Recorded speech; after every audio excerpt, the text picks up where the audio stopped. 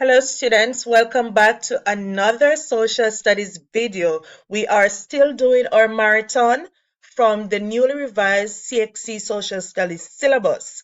This is part 3 of the syllabus, so if you have missed part 1 and 2, you can go back to those videos. And we're going to begin. We are starting with regional integration. Students should be able to examine the factors that promote regional integration. Now, what are the factors promoting regional integration? What are the factors that allows all the countries that are part of the Caribbean region to unite? All right, so the answers are geographical location. We are all located in the Caribbean region. Common cultural heritage. Majority of the countries in the Caribbean region have been through apprenticeship, we have been through slavery, etc. So we all share common cultural heritage, common economic and social issues when it comes on to borrowing loan from the IMF, economic problems, social issues such as crime and violence, uh, unemployment. Majority of the Caribbean countries, we are facing the same issues. So this allows us, to kind of easily integrate, easily promote regional integration. Effects of globalization, trade liberalization, the trading blocks. Another factor is vulnerability to economic shocks. Because of our location in the world, we are prone to natural disasters. Another factor that promotes regional integration is advancement in communication technologies that facilitate the transfer of cultural heritage, for example, social media. Now, consumer practices in the region. How does consumers contribute to regional integration? As consumers, we have to be aware of the integration objectives because regional integration does benefit the consumers or the citizens of the Caribbean. So we have to know our role in the integration. All right. Another way that consumer practices can promote regional integration is for consumers to prefer local and regional goods and services rather than buying goods and services from international market. So if you know someone in your country that that has a business that sells clothing, it would be better for you to support that local business than to go on sites such as Amazon or eBay to buy clothes. All right. Another way that consumers or citizens can participate or practice regional integration is investment in local and regional businesses. Do you see a business in your country that you think you could invest in? Do you think that instead of going international to start a business, maybe you could invest in starting a business in your country or within another Caribbean country? So those are the ways that citizens can definitely help in the integration process. Outline the major attempts at regional integration. All right. I know you guys know these answers already. We are just running through the syllabus quickly so that you can, prepare for your examination. Now, two types of agreements between countries and states are bilateral agreements and multilateral agreements. Bilateral agreements are agreements between two countries or two parties. Multilateral agreements are agreements between two or more countries or parties. So what were the attempts at regional integration? First, we had the West Indies Federation. So when governments within the Caribbean region decided that, we can unite, we can form an organization that will unite all the countries in the Caribbean region. The first organization or the first attempt at regional integration was West Indies Federation. West Indies Federation started in 1958, but it failed in 1962. So, after the failure of West Indies Federation, the governments were like, okay, we're not giving up. We're going to start another organization that would help all the Caribbean countries within the region to unite. There comes CARIFTA. And if you are wondering what the abbreviation CARIFTA means, it is Caribbean Free Trade Association. So CARIFTA started in 1968. Unlike West Indies Federation, which was a first attempt at regional integration, CARIFTA did not fail. So what happened? The benefits that the member states were getting from cooperating in free trade were many. Being a part of CARIFTA, the countries were achieving many benefits. So the members of CARIFTA therefore decided to enlarge and deepen cooperation by forming CARICOM in 1973. So guys, please remember the first attempt was Indies Federation. It failed. Then they had a second attempt, which was CARIFTA, Caribbean Free Trade Association in 1968 to 1973. However, CARIFTA did not fail. Members that were a part of CARIFTA, the countries that were a part of CARIFTA, they were reaping a lot of benefits by cooperating. So they decided that, all right, we're going to expand CARIFTA into a bigger organization so that many other countries within the Caribbean can be a part of it and also reap from the benefits that we have been getting. There comes CARICOM.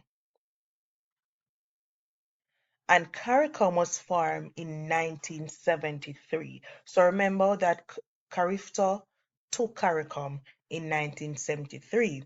Another attempt at regional integration to unite the Caribbean countries was OECS, which means Organization of Eastern Caribbean States. We also had the ACS, which was another organization or another attempt to integrate all the Caribbean countries. And ACS means Association of Caribbean States. Finally, we had the CARICOM Single Market and Economy, CSME. So when we talk about CSME, we're going to look at having a common market, a single economy, and economic integration. All right, let's go down into our syllabus. And it says students should be able to outline the objectives of the Organization of Eastern Caribbean States, the OECS, CARICOM, the Caribbean Single Market and Economy, CSME, and the Caribbean Court of Justice. So guys, please remember we are just using our syllabus to study about regional integration. So if you see any of these topics coming out, you should be able to answer these questions. Now, what were the main objectives of the OECS and CARICOM? And you're going to find that these objectives were very similar. So if you are asked to write the objectives of OECS and CARICOM, these are the answers that you should be looking at.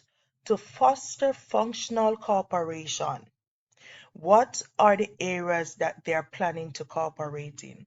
So OECS, one of the organizations that were formed, and CARICOM, their objective was that they wanted all the countries that were a part of the OECS and countries that were a part of CARICOM to cooperate in areas such as education, natural disasters, and health.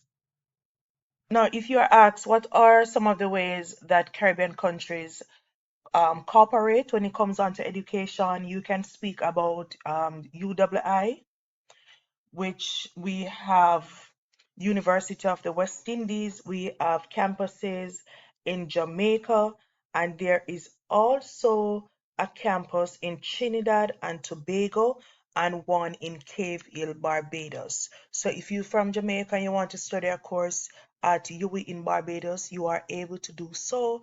If you're living in Trinidad and Tobago and you want to come to Mona in Jamaica at the University of the West Indies to study, you can do so under regional integration. Now, what are some of the ways that Caribbean countries cooperate when it comes on to natural disaster? Before we move on to natural disasters, guys, another way in which Caribbean countries cooperate when it comes on to education is the Caribbean Examination Council.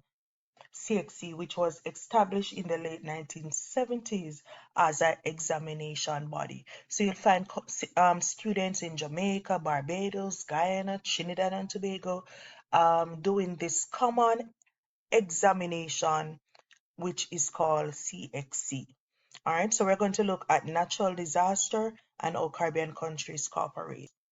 Now, to cooperate when there are natural disasters, we know that the Caribbean area is very prone to a lot of natural disasters. So we have the Caribbean Disaster Emergency Management Agency, CDEMA, the Caribbean Disaster Emergency Management Agency, which was formerly known as the Caribbean Disaster Emergency Response Agency, right? And this organization begins operation in 1991 with its headquarters in Barbados. So what happened is that whenever there's a natural disaster affecting the Caribbean or any country within the Caribbean, the CDMA, they coordinate relief in response to any natural disaster. They provide information on disasters that are likely to affect the Caribbean states. So if there's a natural disaster approaching Trinidad and Tobago, the CDEMA, they would provide the government in Trinidad and Tobago information on the disaster that is likely to affect them. The CDEMA, they also provide assistance in rebuilding after a disaster. So if there's any Caribbean country that has been adversely affected by a natural disaster, this organization provides assistance to them to help them to rebuild after the disaster. All right, another objective of CARICOM is the creation of a single economy and common foreign policy. So we're going to look at the Caribbean Single Market and Economy, the CSME. Now, the Treaty of Chaguaramas, which was revised in 1989 when the heads of government decided that they're going to establish the CSME. The purpose of the CSME was to establish a single economic system among the member states of CARICOM.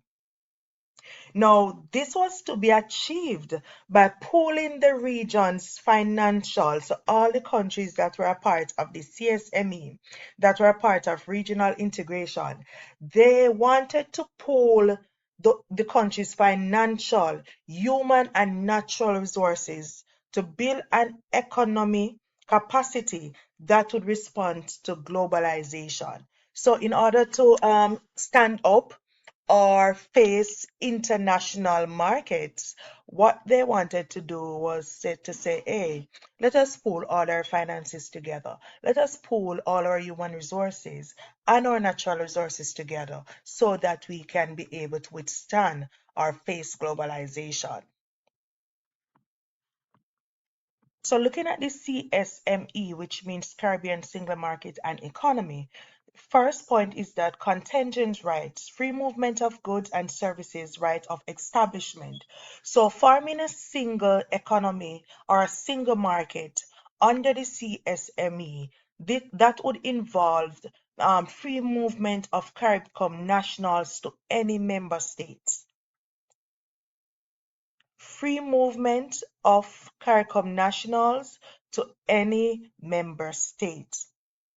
Under the CSME, it also means the free movement of goods. So goods that were produced in any member state can either can enter another member state without custom duties, quotas, or licensing requirements. So we're going to look at these a little bit more. Under the CSME, we also add the free movement of capital, meaning that a CARICOM national can move to any member state with his machines, his equipment, his finances to set up a business freely. So we're going to go a little bit in depth with looking at these what the single market involves. So we're going to look at, let's start with free movement of CARICOM nationals or free movement of skilled labor. What does that really mean? So CARICOM nationals if you live in any CARICOM country, that is a part of the CSME, because remember now, not all CARICOM countries are involved in regional integration. Not all CARICOM countries within the region are a part of the CSME. So if you are living in a country, a CARICOM country that is a part of the CSME, you're a university graduate. So you have graduated from university. You're an artist. You're a musician. You're a sport person. You're a media worker. You're a nurse. You're a teacher. You're a self-employed person or staff of an established business. You have a right to work in any member state that is a part of the CSME without obtaining a work permit. So you are a teacher, you live in Jamaica, you want to migrate to Guyana to work in a school in Guyana, you are free to move to Guyana from Jamaica to work as a teacher in a school or a university without a work permit. Why is this so? Why can you just move? You're doing your music. You can just move from Jamaica to Trinidad and Tobago to work as an artist without a work permit. Well, the heads of governments have agreed to expand the above categories with the passage of time. So what happened is that more occupations will be given a chance to move to another CARICOM country freely without work permit. But for now, the categories that I have talked about, teachers, nurses, spokespersons, etc., those are the categories that they are focusing on now. So you may be wondering, so Miss, I do not fall in any one of those categories. Is it that if I'm going to travel to any country within the Caribbean that is a part of the CSME, I will be forced or I will face any problems in traveling? No. Listen now. CARICOM nationals who do not fall into any of the categories that I mentioned before, they are afforded a hassle-free travel to any member state as a visitor. So you want to travel from, say you want to travel from Jamaica to Barbados or St. Kitts, you just want to go on a little vacation.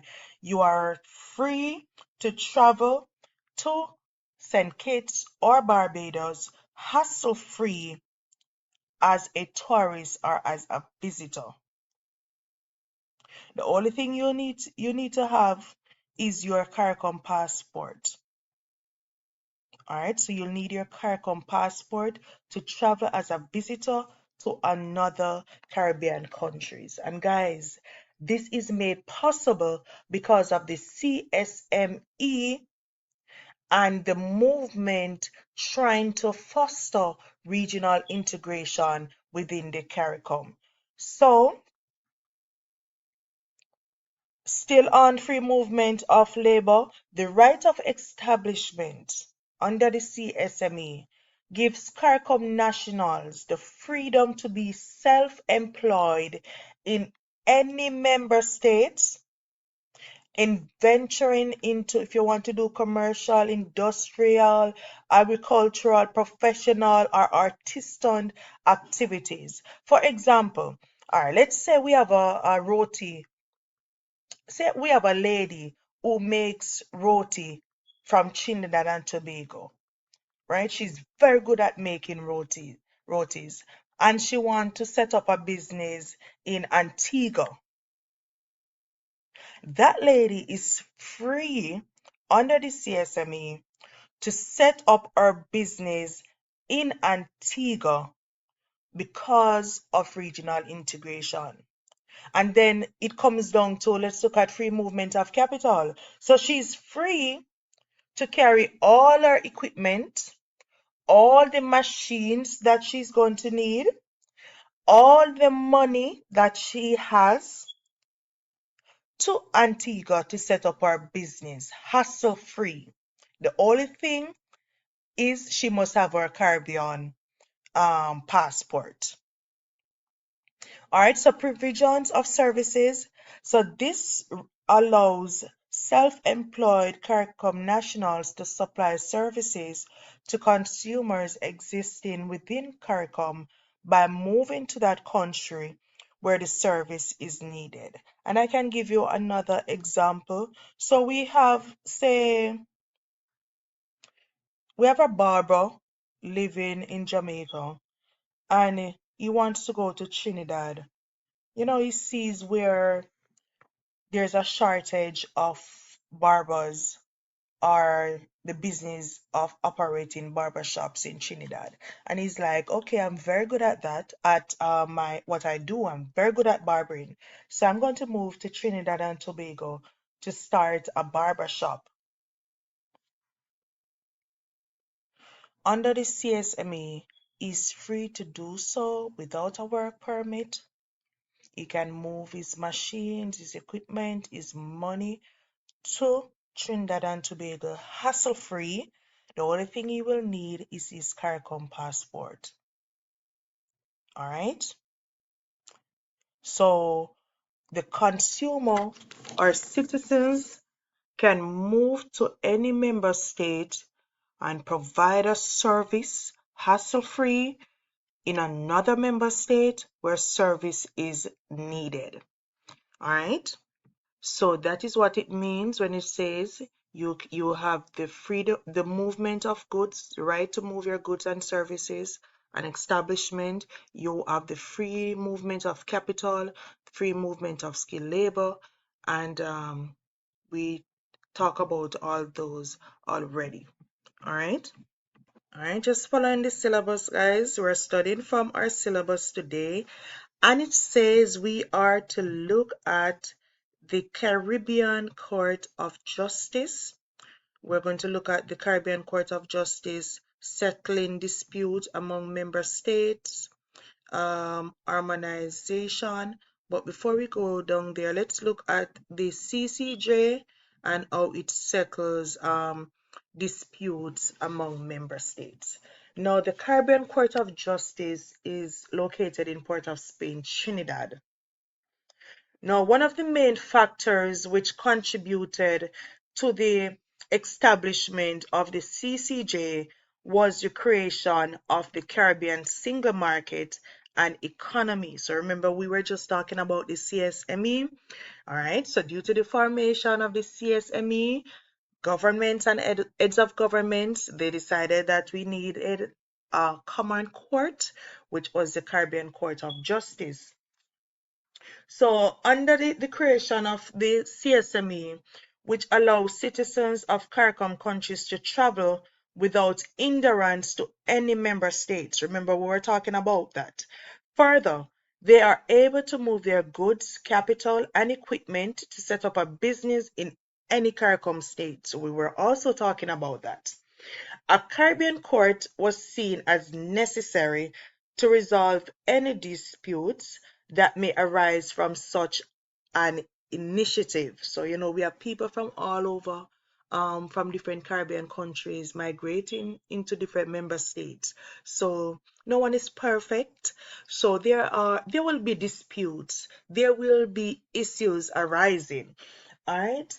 So, it was thought that as independent Caribbean countries, a regional court of final appeal should replace the Privy Council. So whenever there was any disputes within the Caribbean, we know we our own courts, the magistrate, the Supreme Court, etc. But in cases where those disputes could not be settled in the courts in the Caribbean, persons would move their case to the Privy Council, which is located in the UK. That's a lot of money to pay your lawyer for you to travel along with your lawyer and your legal team to the UK to settle a dispute in the final court of appeal. So the heads of government, they decided that, okay, we need our own court of appeal. We need our own final court of appeal. And that was the CCJ. So the CCJ also brings about harmonization. So some of the functions of the CCJ was to deal with immigration policies. For example, there were issues with CARICOM passport. You could go to the CCJ to settle that to ensure ease of travel. The CCJ was there to adjudicate any dispute arising out of the implication and application of the Treaty of Chagaramas, which was established by CARICOM. The CCJ was there to ensure that CARICOM citizens travel freely to any member states. So if there was a member state who was saying, you can't come into our country, the CCJ, you could bring your case to the CCJ and you know, they would try to settle that dispute when it comes on to traveling freely to any member states. The CCJ is there to settle any self-employment issues that may arise. So you know that under the CSME, you are free to travel to any member state to establish your business as a self-employed person. So the CCJ is there to, settle any dispute that may arise from that. Also, any dispute that may arise from the free movement of goods, capital, and equipment to any member state. Another function of the CCJ is to adjudicate as a final court of appeal in criminal and civil matters for CARICOM member states which have replaced the Privy Council in England with the CCJ as their final court of appeal.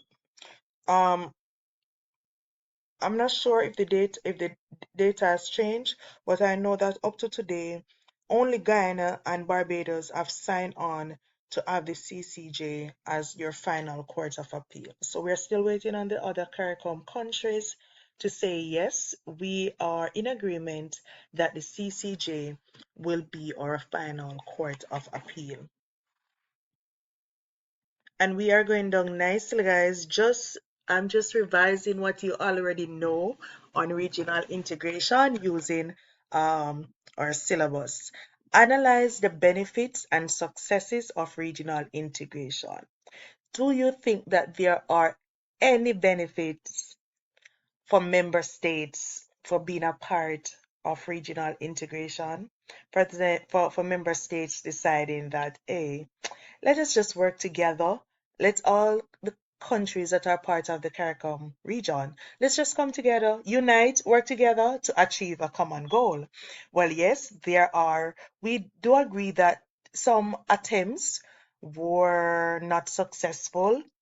However, there are many benefits of regional integration. And one such benefit is the reduction in unemployment and underemployment. So if you get any question, especially I think regional integration will be a essay question. So if you're asked to list the benefits of regional integration, these are some of the benefits that you can talk about. First benefit, reduction in unemployment and underemployment. So with Caribbean members of the Caribbean being able to move their businesses to other Caribbean countries where there are shortage in a particular service, and doing this without hassle-free. All you need is your CARICOM passport. It will definitely help to reduce reduction in unemployment and underemployment. Another benefit of regional integration is better response to economic implications of globalization and trade liberalization. So one of the objectives of regional integration is to promote free trades and goods. So a united voice among member states can definitely result in better prices for extra-regional exports and cheaper prices of imports to the region from other international sources. Another benefit of regional integration is improvement in the quality of life due to the fact that unemployment and underemployment is being curtailed or is decreasing. You will definitely see the standard of living of many Caribbean citizens being improved. Another benefit of regional integration is reduction in the inequality of wealth distribution. So because Caribbean countries, they are now united, they are now working together to improve their economy, to improve their social issues, standard of living in their countries, you will definitely see wealth being distributed equally among Caribbean countries, not only improving the country's development, but the standard of living for citizens. And another benefit of regional integration is free movement of goods, labor, and capital. And we have definitely been looking at that. So you can move to another Caribbean country with your goods, your labor, and capital without tax-free, hassle-free. The only thing you need is your CARICOM passport. Another benefit of regional integration is increased market size, improve levels of international competitiveness because countries within the region, we are now working together when it comes on to trading and improving the quality of our goods, expanding our market size so we are able to compete against international markets, expansion of trade, increased cooperation among member states, and greater international presence. Guys, please remember to like and subscribe to this video and leave a comment. And we're going down nicely. All right, so the syllabus is asking us um, successes of regional integration attempts. For example, improve access to tertiary institutions. We have the UII, which we spoke about earlier. Greater access to capital, CDB. So if you've never heard about the CDB, it is the Caribbean Development Bank, which came into existence before the formation of CARICOM. So this CDB was here before CARICOM. It started operations in 1962. It is in 1968. It is located in Barbados. All right, so some of the functions of the CDB is to offer soft loans for industrial, agricultural, and tourism projects for interested members. So if there's some project happening in a member state of CARICOM and they need a loan, the CDB is there to assist them. The CDB provides technical assistance for member states to get new projects started.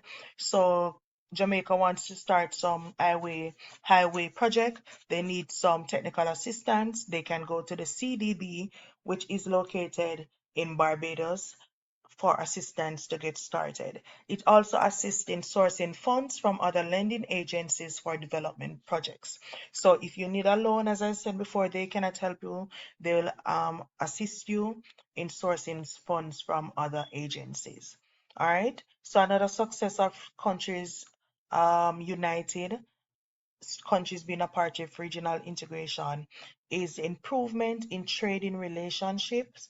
We look at the CSME, improve access to justice, CCJ, better coordinated response to health issues, regional access to primary, secondary, and post-secondary certification, CXC, increase shared cultural experiences, Carifta, which is a festival that is held within the CARICOM, within the Caribbean, unearthing of Caribbean sporting talents.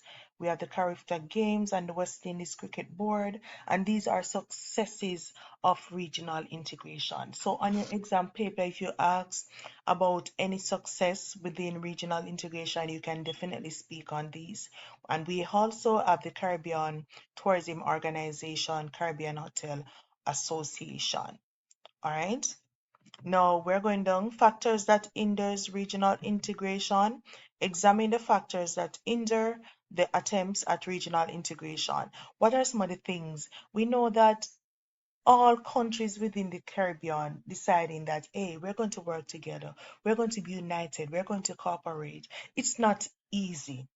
Countries are at a different level of development. They have different economic development happening, different social issues affecting their country.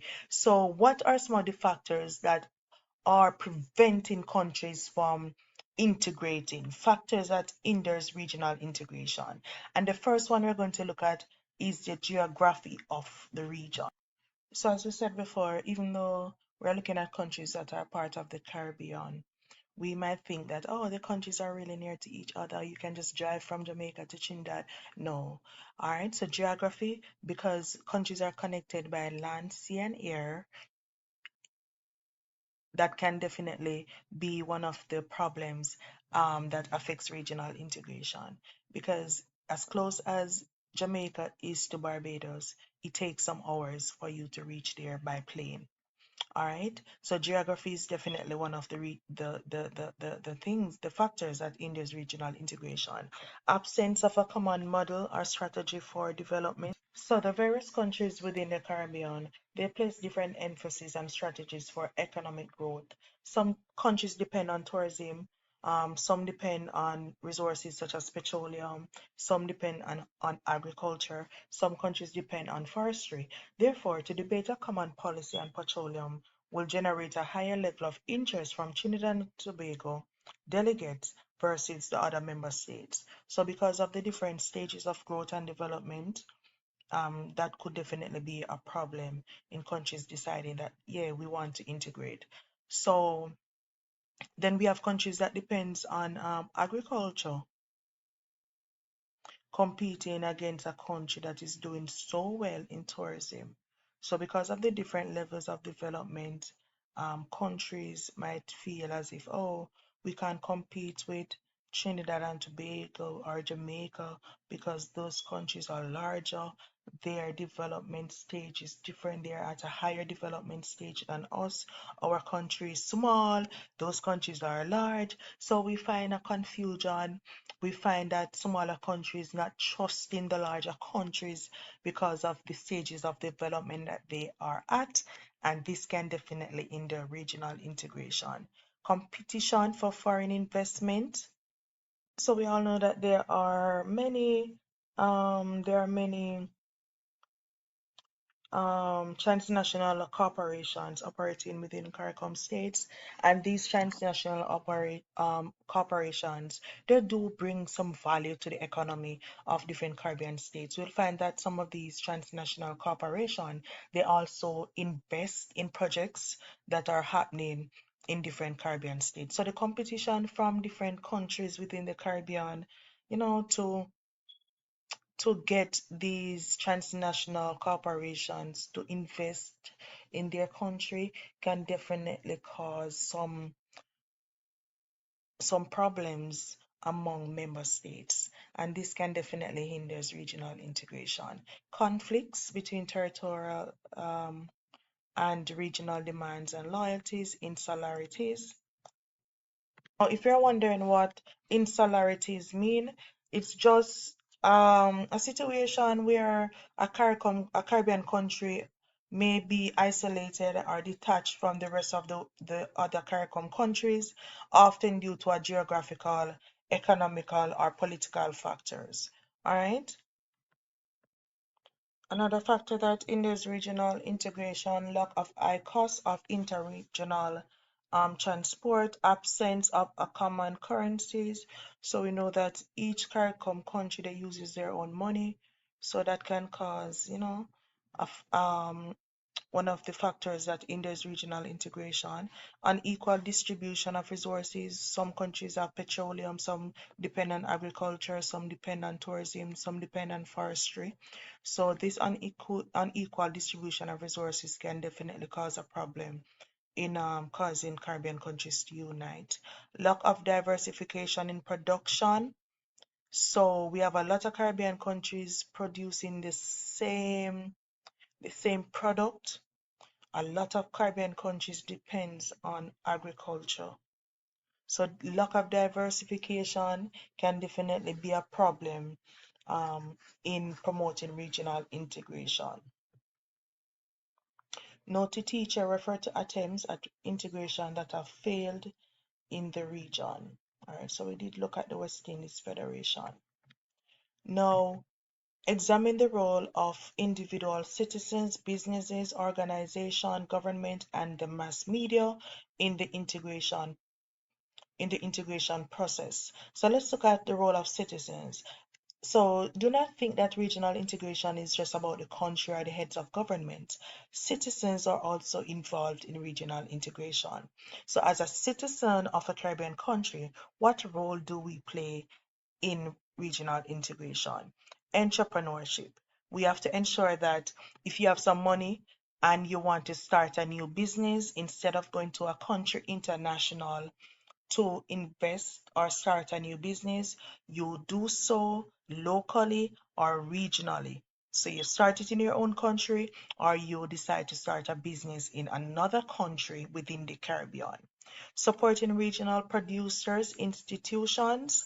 So as we said before, you like to buy clothes. Instead of going on Amazon or eBay or Shein to get clothes, you could support a regional clothes store in your country, or a dressmaker in your country, or a tailor that makes clothes in your country. You are supporting regional producers.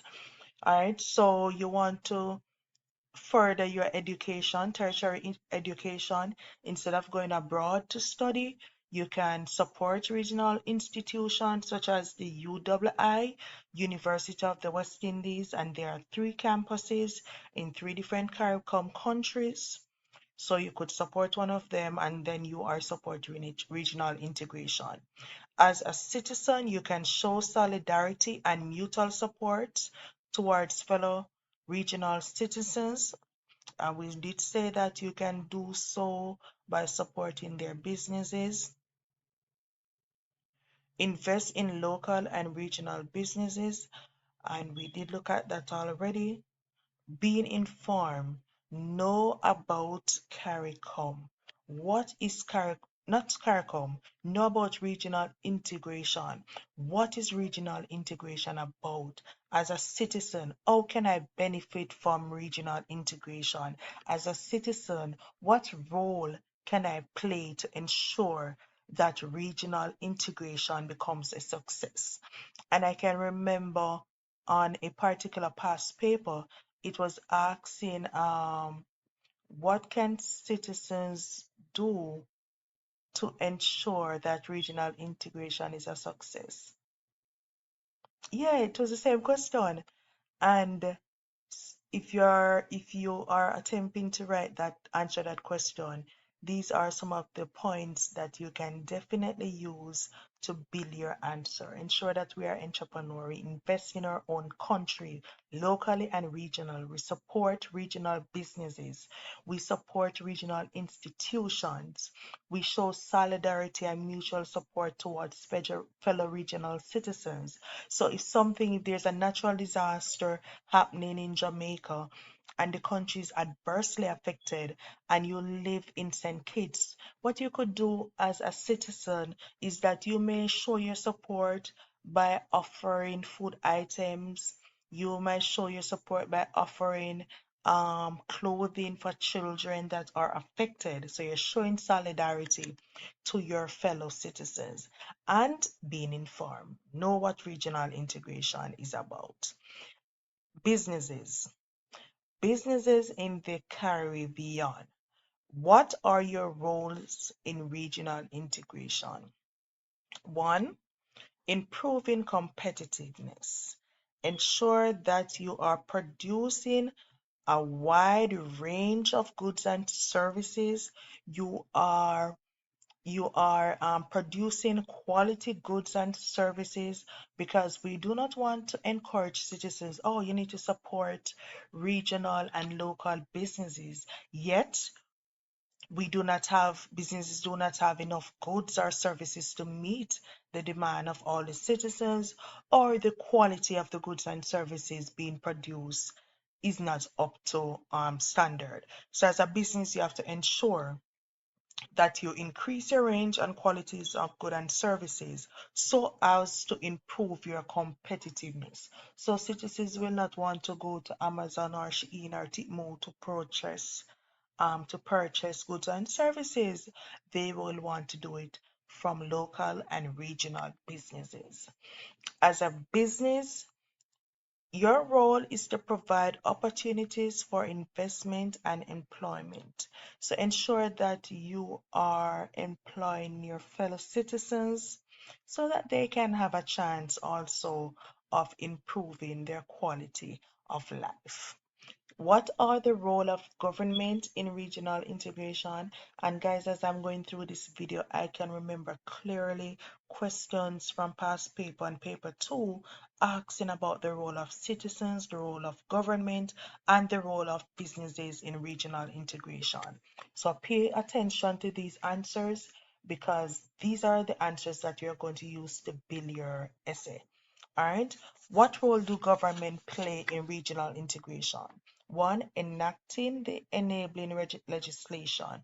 Ensure that we are all cooperating, following the same legislation when it comes on to free trade, removing taxes from goods and services that are traded within the region.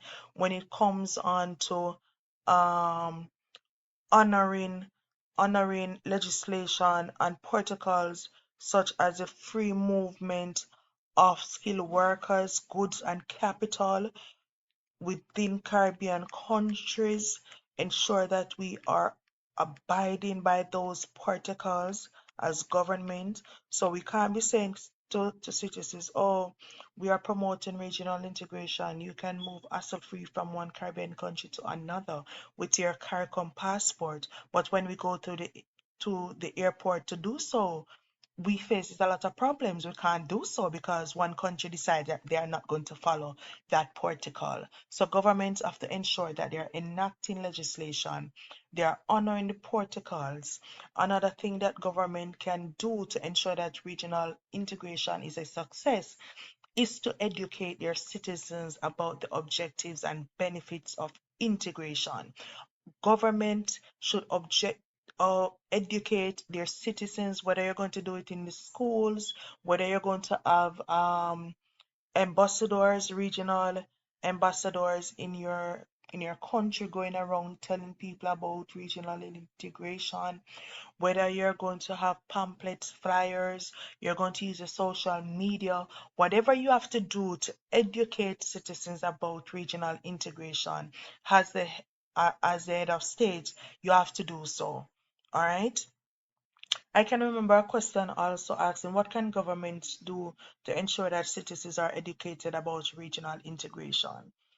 And this would be your answer. Citizens have their roles to play, and if they do not know what regional integration is, they will not be able to play their role, they will not be able to support the movement, they will not be able to support businesses within the region unless they are educated about this movement.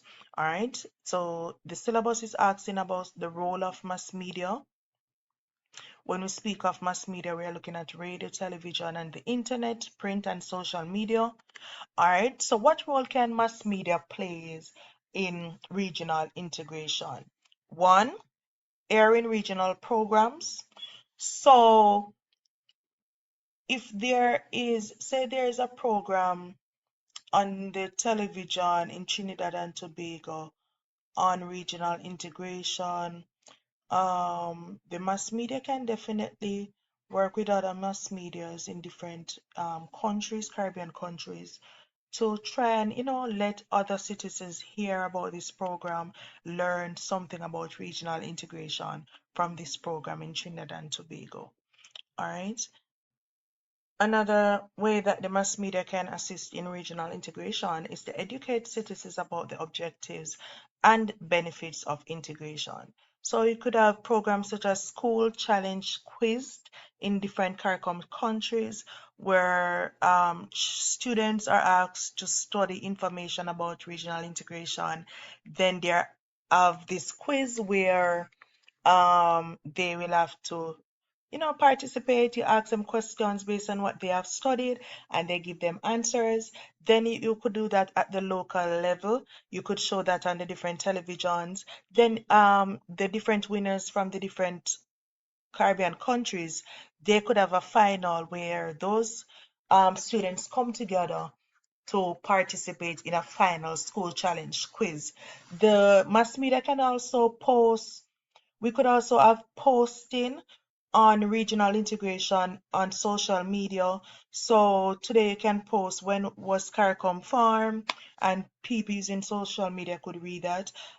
Anything that is happening in CARICOM countries, like Rihanna was recently um given the title of national hero in Barbados. So things like that could be going around on the mass media so that citizens from all over the Caribbean region can celebrate and can be knowledgeable of things that are happening in Barbados and other Caribbean countries.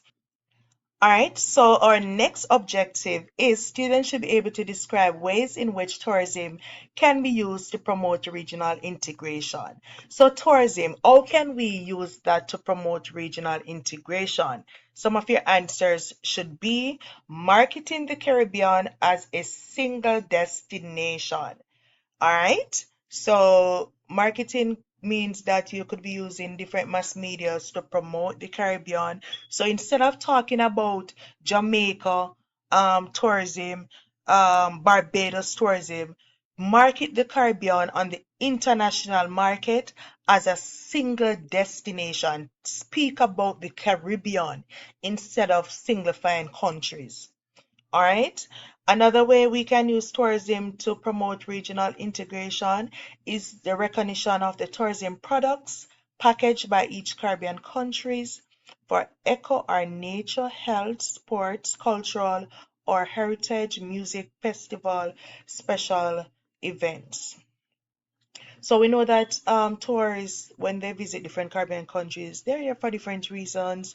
Ecotourism, health tourism, sports tourism, cultural tourism, music festivals. So what the tourism industry or the tourism sector can do is to ensure that they recognize different tourism products from different Caribbean countries. So if we have a tourist visiting Canada from Jamaica for vacation, whenever they go to any heritage site in Jamaica, they will see different packages, different items from different Caribbean countries. It doesn't have to be the physical item. You could have some little notes on the wall about different Caribbean countries. So the tourists will not only be learning about Jamaica or only experiencing Jamaica, but visiting different sites, they will be learning about different Caribbean countries and what they also have to offer.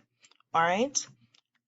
Another way we can use tourism to promote regional integration is common economic and marketing policies.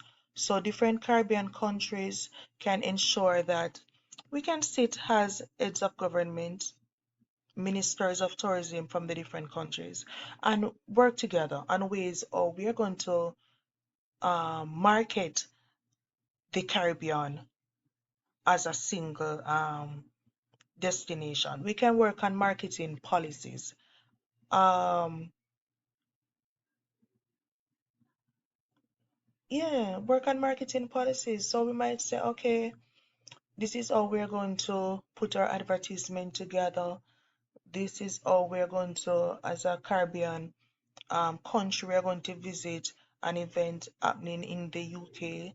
So each country, we are going to select a representative to attend that event, and we're going to go there and we're going to sell the Caribbean as a tourism site, as a place to be for vacation. All right, so they can work together on marketing policies. Another way to use tourism to promote regional integration is creating linkages within Caribbean. So if a tourist comes to St. Kitts, you can say, all right, um, which Caribbean country is near to St. Kitts, Nevis. So I can say, okay, by boat, we're going to travel to Nevis. We're exploring what that Caribbean island has to offer. Um, we're going to go to, just create some linkage within the Caribbean. All right. Another way in which we can use tourism to promote regional integration is the concept of aviation hubs. And when we go over here, it's saying the creation of aviation hubs, the promotion of domestic and regional tourism, the use of CARICOM passports, developing links with other tourism destinations in the region to exploit and market the region as a single destination.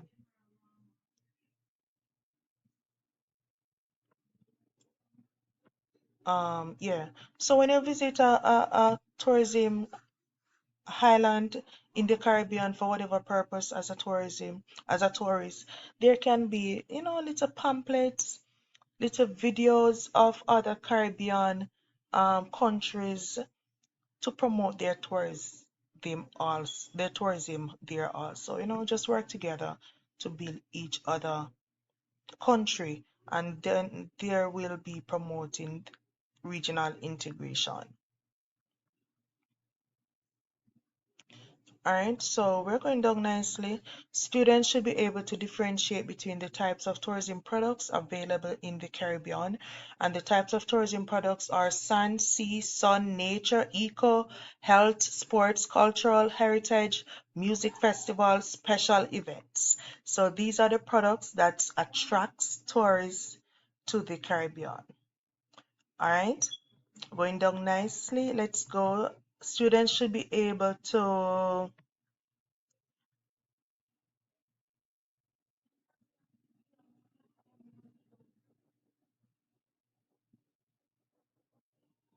Oh, it seems as if that's it on tourism. Alright, guys, we're just following the syllabus, and that seems to be all that the syllabus has on tourism.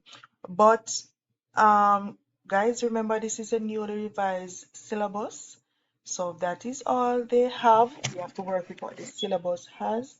I'm still going down to see if there's anything else on tourism on the syllabus. There is nothing else. However, if you want to learn more about tourism, you can go to some of my videos that are already available. So guys, I guess we have come to the end of the syllabus, the CXC syllabus, the newly revised syllabus. I hope that you will do very well on your examination. If you have missed syllabus part 1 and part 2 of the syllabus, go on my channel to watch those videos. Guys, study the syllabus. Do not only study past paper questions, study the syllabus also. Very important. And good luck on your examination. Please remember to like, subscribe, and leave a comment on this video. Good luck, guys. See you in another video.